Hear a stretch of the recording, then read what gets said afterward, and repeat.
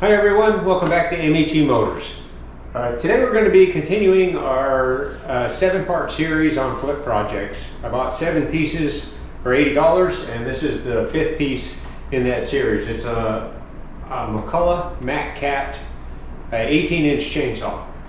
Looks to be in pretty good shape for the most part, although I can tell you that the primer is already disintegrated and the fuel lines and the oil lines are broken. They're broken off inside the tank. So we know we got fuel work to do. We know we got oil tank work to do.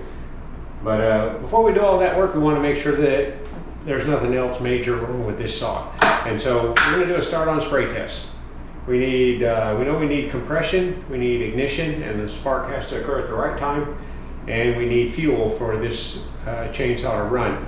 And so we can test a lot of that with a start on spray test. So we'll open the throttle, open the choke, and we're going to spray a little carburetor cleaner in through the opening, and then we're going to pull it through and see if we can get it to pop off and at least attempt to start.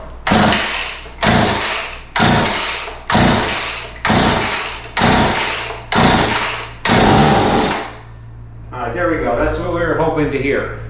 And so if we hear that, we know that our compression's good and our ignition system's good. And so we have fuel problems to deal with. And so we're going to pull the carburetor off of this one and get started on that work.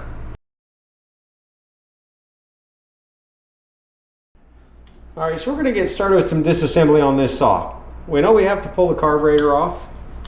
We're going to have to go through it, and we're also going to have to put some fuel lines on this one.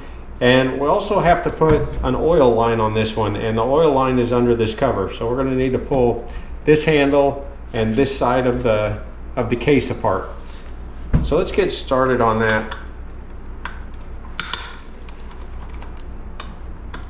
This is actually looks to be a later model chainsaw. It's an 18-inch, I think it was 42 or 38 cc, and it's got some kind of anti-vibration technology. So the engine is separated from the handle with a bunch of springs.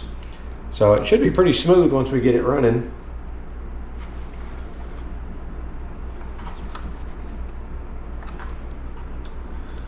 The carburetor doesn't want to come off of there.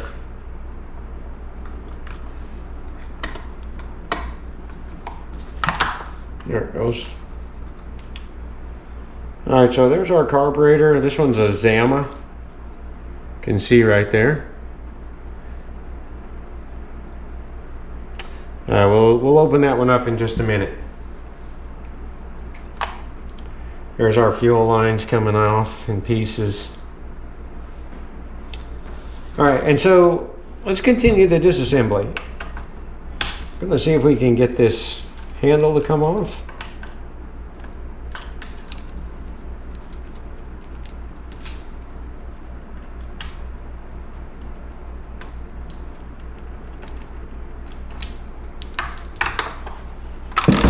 Oh.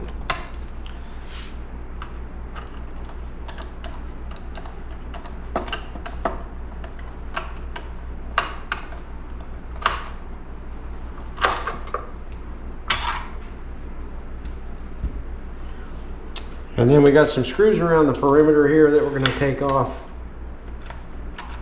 See if we can get this case to come apart.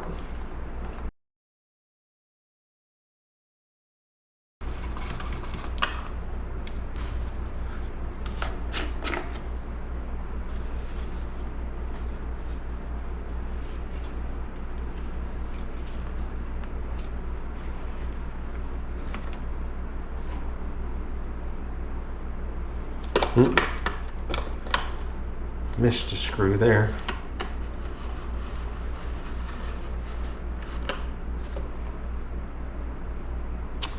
Yeah, we're gonna have to take this handle apart too.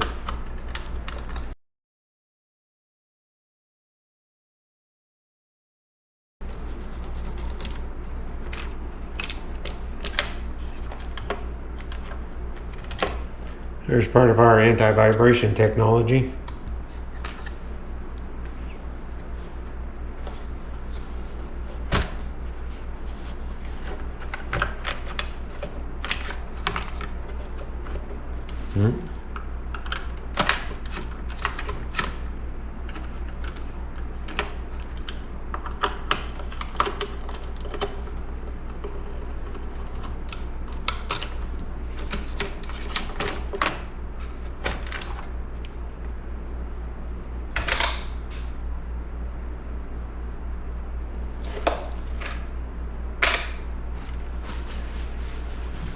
All right, so that gets us taken apart.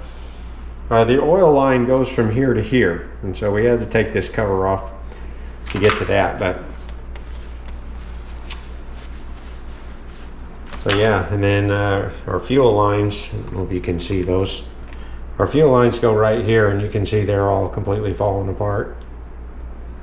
So I'm going to spend a little time cleaning this up, and then we'll come back and we'll put some lines on it, and we'll go through the carburetor and see if we can make this one run.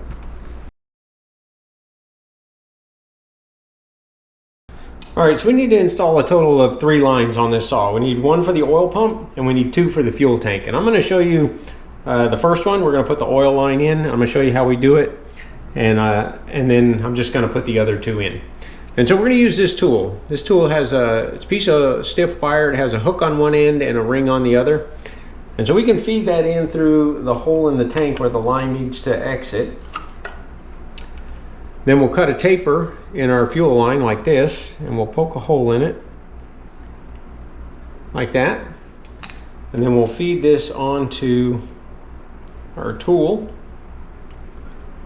We'll use just a little bit of lubricant on the line, and then we'll pull that line out through the opening in the tank.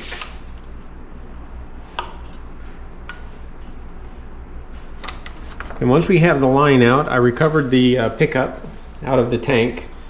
And we can put the pickup back on. And then we're going to drop this line down inside the tank and try to get it to go down to the bottom of the tank.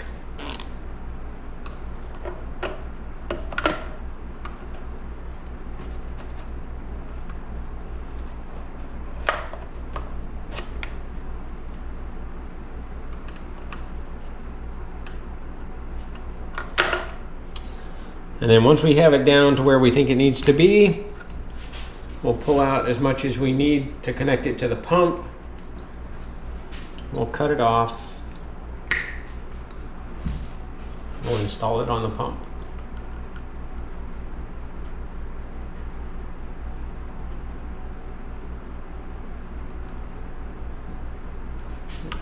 Get a little lubricant on that too.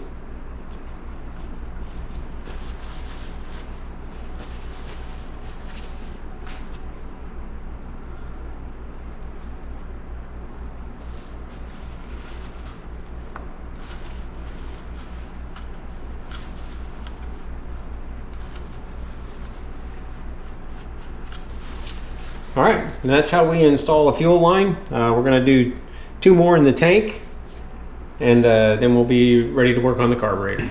All right, so I thought I'd take just a second and show you what the fuel system, what the plumbing should look like on a piece of equipment that has the external primer. It's a little different if the primer is built into the carburetor. Obviously, there'll only be 2 fuel lines, but with an external primer, this is what the plumbing system looks like. We have a line that comes out of the tank. These 2 lines would be in the tank. We have a line that comes out of the tank that goes to this fitting, which will typically be on the side of the carburetor with the fuel pump. This is the fuel pump side. And so that line will come out of the tank, go to the carburetor. The other fitting off of the carburetor will go to the primer on the short fitting. The short fitting is the intake side of the primer. And then the long side of the primer will have a line that goes back to the tank. And so the way this is intended to work is when you pump the primer, it actually pulls on this line, which mimics the engine pulling fuel out of the metering chamber. And as we pull, in most cases it'll be air in the beginning at least, as we pull all the air and the fuel out of the metering chamber, it'll pull the diaphragm down until it contacts the lever.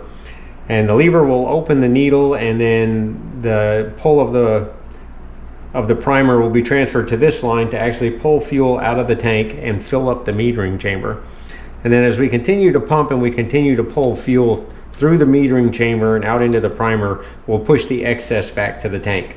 So these 2 lines are only important when we're priming the system. This is the line that's critical when the engine is running. This is the only one that really is in use to pull fuel out of the tank. The fuel pump will continue to pull fuel out of the tank through this line.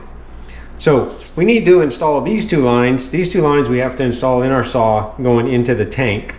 And this line obviously doesn't go into the tank. We'll install this one when we put the carburetor back on. So yeah, let's get started putting some lines on this saw.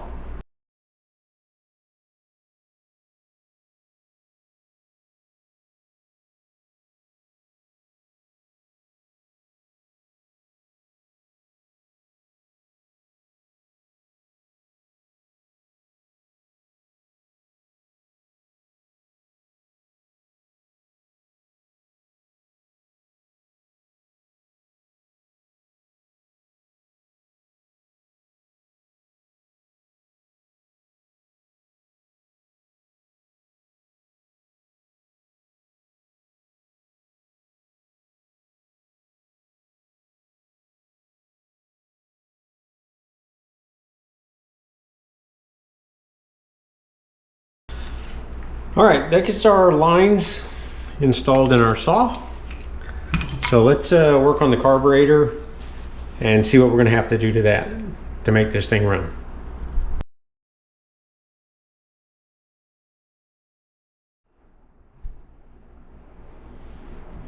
All right, so here's our carburetor. Standard diaphragm style carburetor. Has two main components. Has a fuel pump on one side and a metering chamber on the other side. And so the fuel pump pumps fuel out of the tank through this fitting and provides it to the metering chamber for the engine to use to run.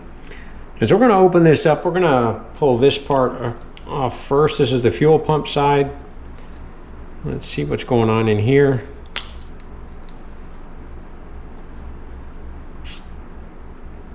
So everything looks pretty clean in there. This is a screen that filters the fuel, anything that gets past the filter in the tank, and it looks really clean. And this is our fuel pump diaphragm. And so it's important on this side that this membrane not be ripped or torn. This is the diaphragm that's pulsed back and forth by crankcase pulses. And these two flaps right here need to be soft and flexible. They're actually a little bit stiff. I'm gonna look and see if I have a new diaphragm for this. And if I do, we'll replace it. I'm not sure that these are so bad that they wouldn't work, but they're not as soft and flexible as I'd like for them to be. And this one, like this one, you can see is kind of pre-sprung up. And so its job is to flap down on this hole and seal it in one direction. And if it's sprung up like that, there's a chance that it won't do that. So we probably need a diaphragm for that one. All right, and let's open up the metering chamber and see what's going on in there.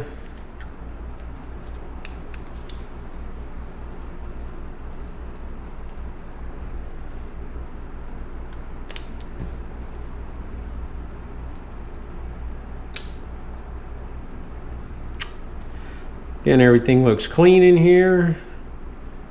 And so this is our metering diaphragm, and it's important that it be soft and flexible, which actually feels really good.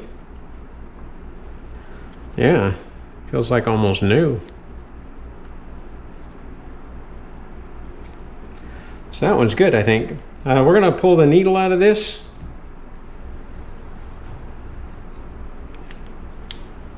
You wanna hold your thumb over it when you do this, because this is spring loaded and parts can go flying sometimes.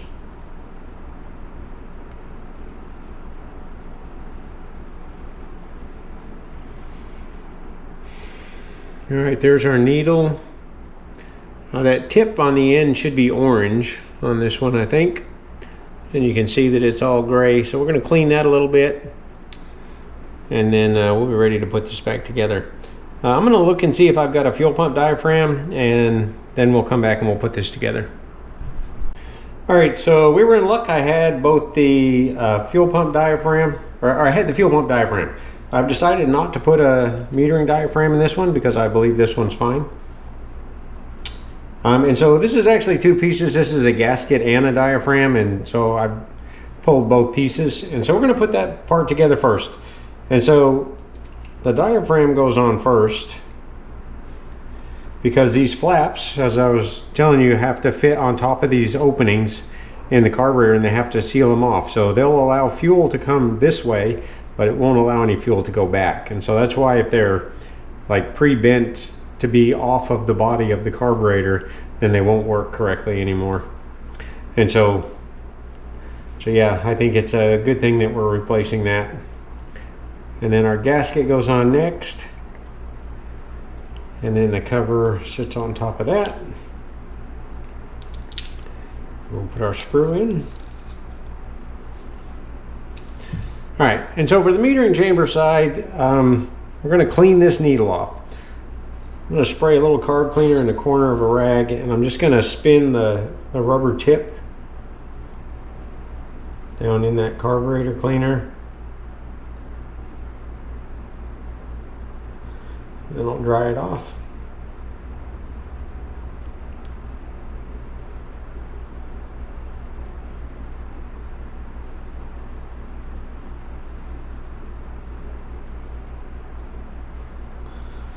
And so now, hopefully now you can see that the tip of our needle is orange instead of black.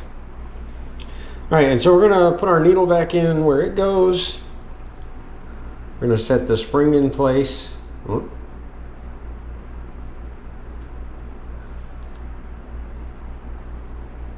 Then you'll notice on the lever it's got a dimple. That dimple goes on the spring.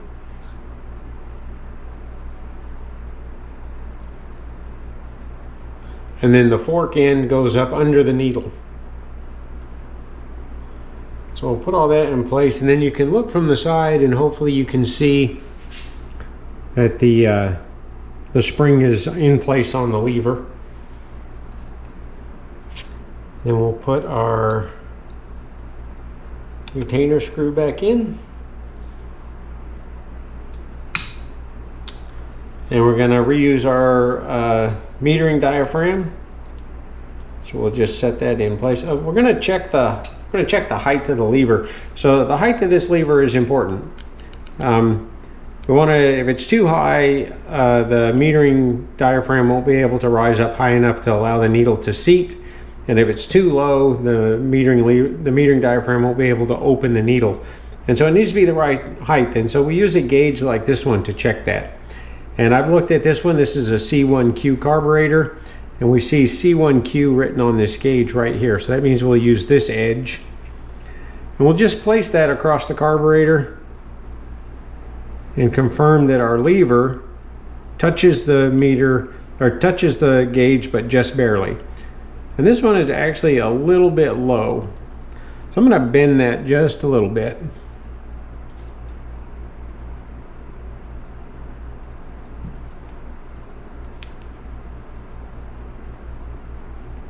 And so now the lever just barely touches the gauge. Actually, it could come up just a little bit more even.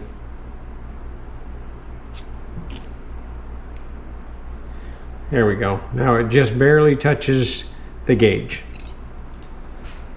And so yeah, so now we're going to put our metering diaphragm back on. And we're going to put our cover back on.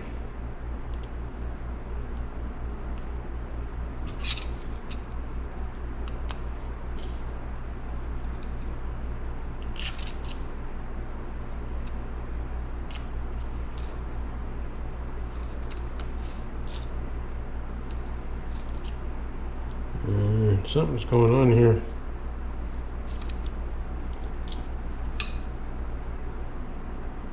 Oh, I almost put that cover on backwards.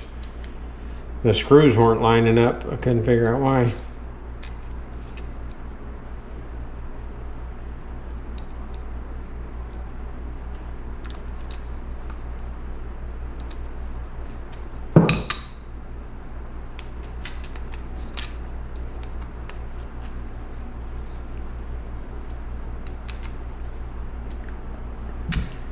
All right, with that work done, we're ready to put this on the chainsaw and finish putting it back together.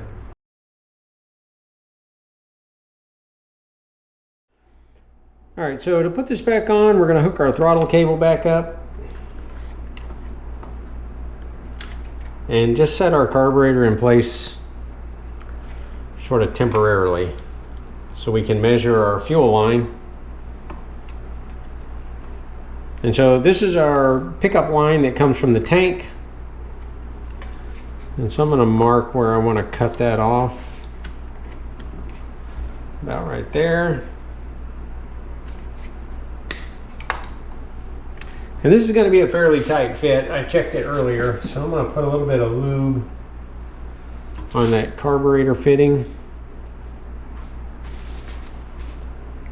And then we're going to work that line on that fitting.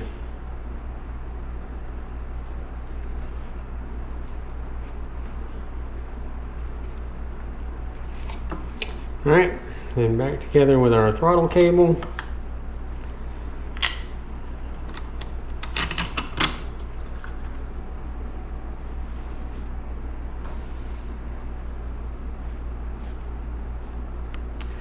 And I seem to have lost my wrench.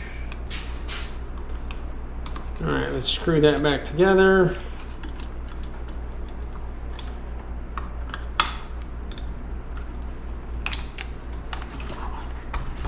And then we'll put the side cover back on.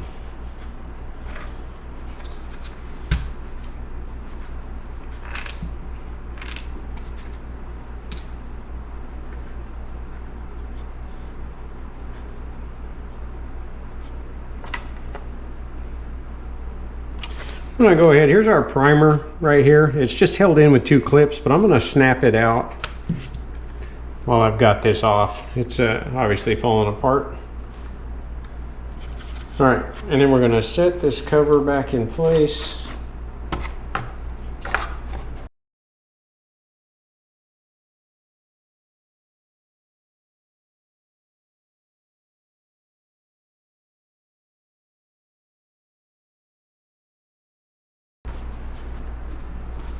And I need to confirm that the fuel lines, there's also 2 holes in the case where the fuel lines come through. Need to make sure those line up as well, or it'll pinch the fuel lines.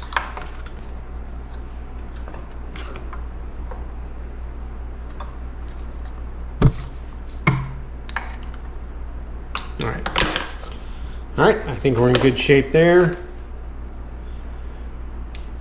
Now we just have a lot of screws to put back in.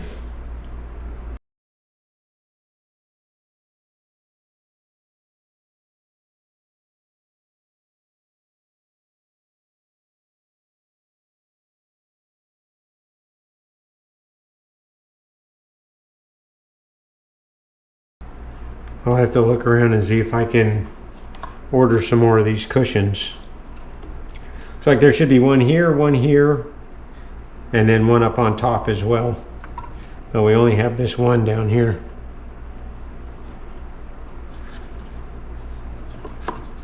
So for now, we're going to put it back together that way, and then I'll see if I can find those cushions, see if they're available. And if they are, I'll order a couple of replacements.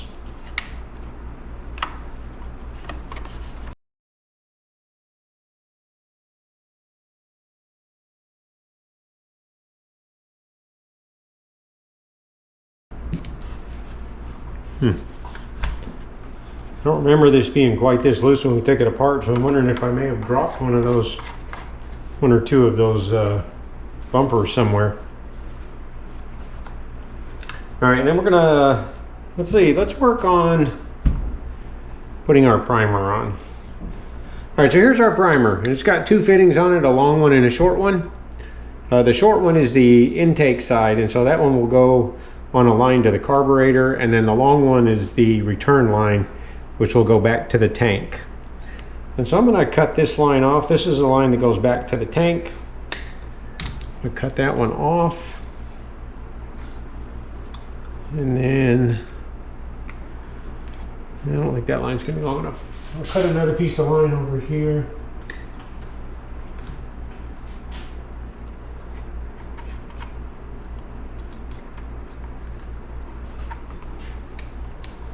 This line will go back to the carburetor.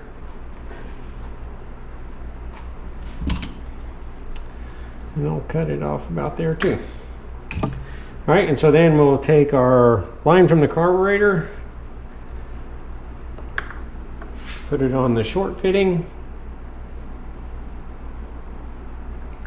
And our line back to the tank, we'll put it on the long fitting.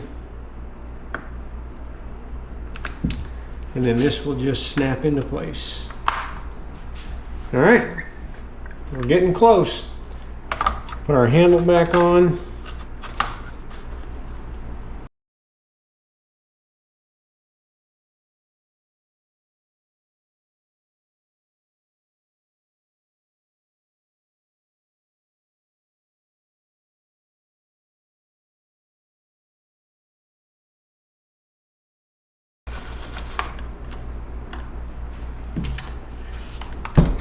All right, we're ready to put some fuel in this, see if it'll run. All right, so let's see if we did any good. I'm gonna pump the primer. I put some fuel in the tank. I'm gonna pump the primer, see if we get some fuel coming up. All right, there's fuel. We got a primer bulb full of fuel. Gonna pull the choke, switch is on. Gonna lock the throttle open. Let's see what happens. There was a first start.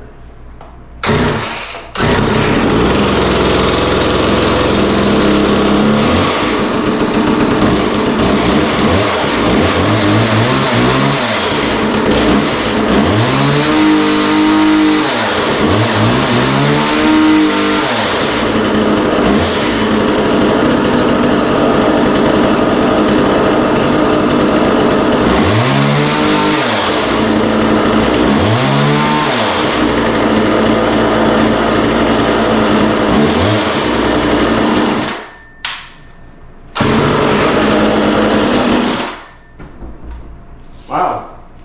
Well, that sounds really good. That started right up and sounds really good. I forgot to put some oil in the oil tank. So we're going to put some oil in the oil tank. We're going to run it a little bit more to see if the chain oils.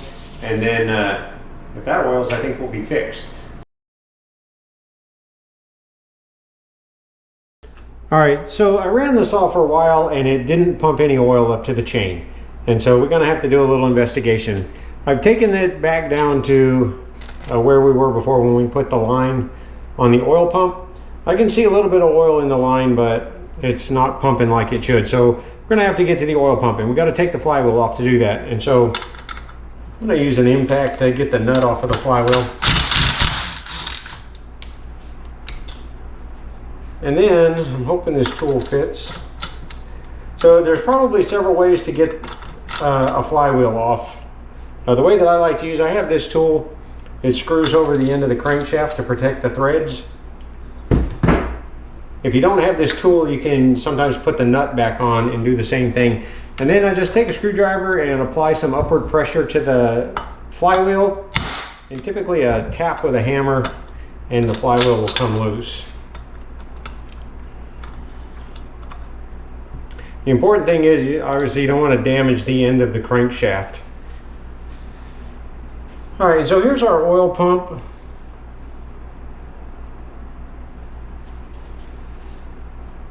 I'm gonna have to take a couple more screws loose.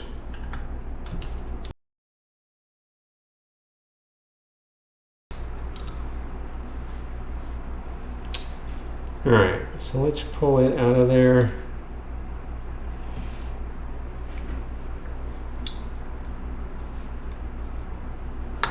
So it's driven by a gear on the crankshaft. And the gear looks fine. Let me see if I can get the pump actually loose. So this is the line that goes up to the bar, and this is the line that comes out of our tank. Let me see if I can get this line off.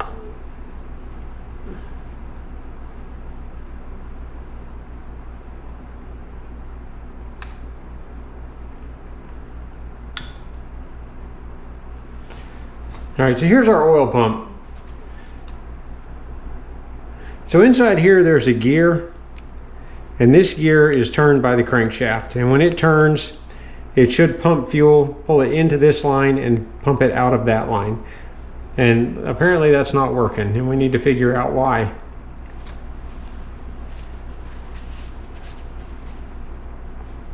So it's either because the gear's not being turned, or it's being turned and it's not pumping oil. Although it looks fine, and I can see when I turn the gear, it's pumping oil back out of the feed line, which it shouldn't do. It should be going the other way.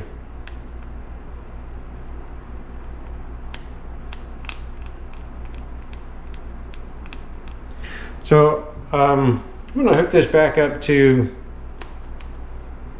our oil tank, and I'm going to turn it by hand and see if I can see if it pumps any fuel.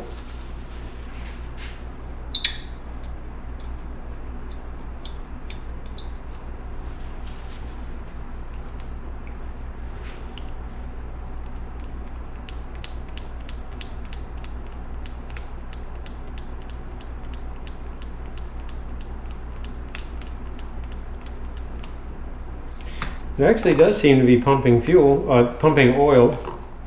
So I'm wondering if our line is plugged up somewhere.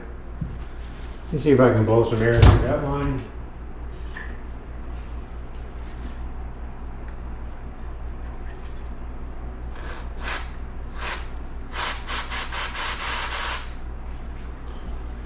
Well, I can blow air through the line.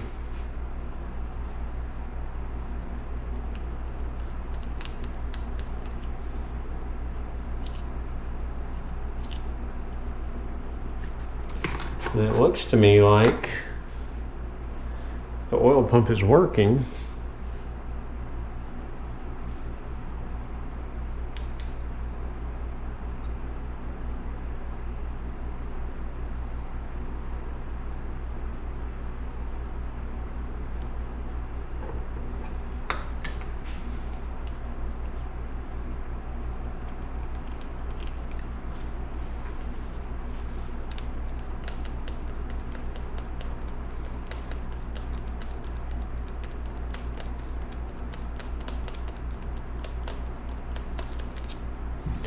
Yeah, I have oil up in the line now, so I know the pump is working, and the line appears to be open.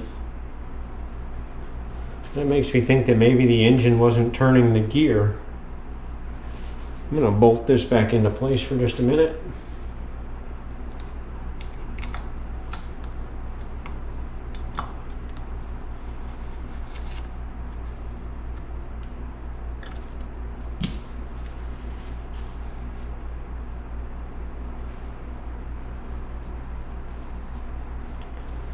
It appears to be meshing okay.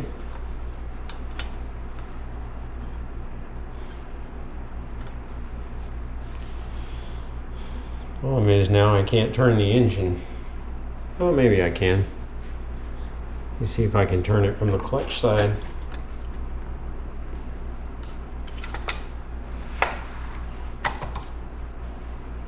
Oh yeah. I'm gonna pull the spark plug out and then see if I can.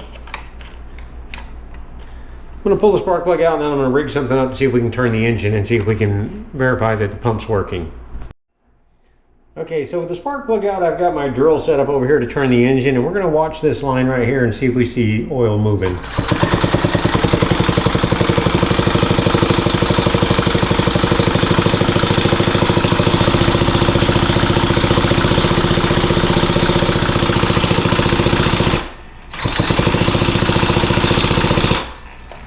All right, well, I definitely see oil moving.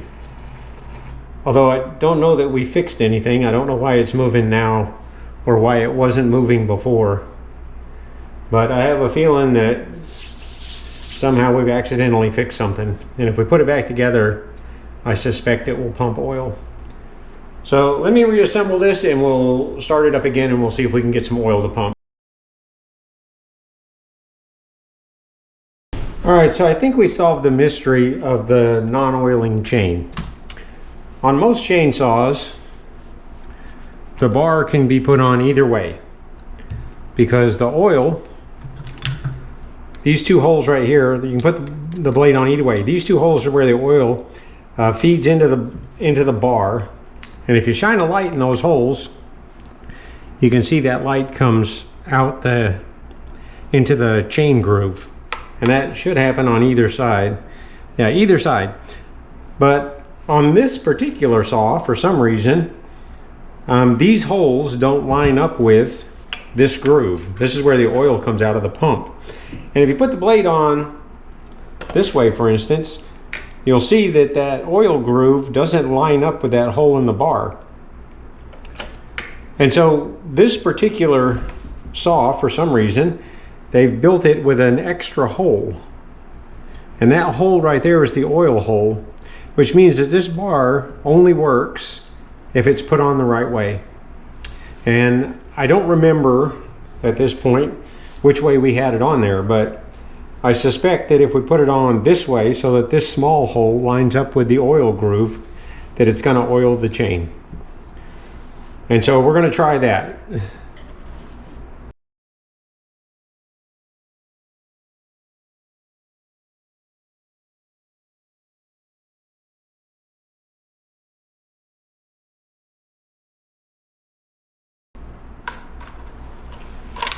All right, so I'm going to finish putting this back together and I'll test it again and I'll let you know if the chain oiler is working. All right, so that seems to have done it. Flipping the bar over seems to have fixed our oiling problems. The chain is now oiling like it should. Still not oil quite as heavy as I expect it to oil, but it's oiling enough, I think, that it's probably oiling as designed. That special hole in the bar that it uses for oiling is a lot smaller than the hole that's normally in place for oiling, so that may be there to restrict the flow of oil. Most of the time these chainsaws are really messy when they oil the chain heavy.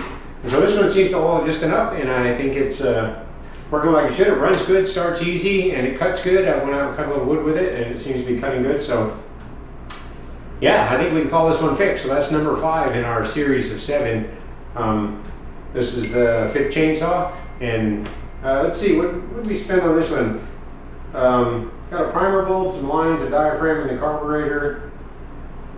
And that's pretty much it. I'm going to look around and see if I can find those missing vibration dampers. There's 2 of them that are missing. I don't know if I can still get them. If I can, I'll replace those. But I mean, we're probably only spent $5 fixing this one. Those parts are pretty cheap. I buy them in bulk and I get them pretty cheap. So $12 for the purchase price, 7 pieces, $80 divided by 7 pieces. I got about $12 each piece, and then $5 to fix it. So we're about $20 into this saw right here. And I expect this one, this is an 18-inch saw, somewhere between $100 and $125. So we're gonna put it up for sale and see what happens. I hope you enjoyed the video. If you did, please like and subscribe. Check my playlist. There's other videos out there about small engine repair. I'm going to try to link all of these in the project of 7 together so you can follow them end to end. So yeah, hope you enjoyed the video and stay tuned. We'll see you for number 6. It's another chainsaw. And so we'll see you on that video.